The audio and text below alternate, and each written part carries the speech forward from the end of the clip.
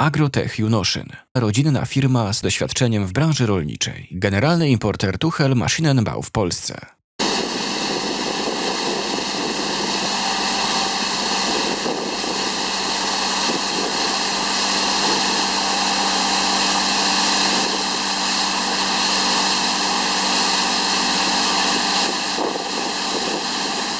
Agrotech Junoszyn. Techniczna obsługa rolnictwa. Sprzedaż maszyn, serwis, części.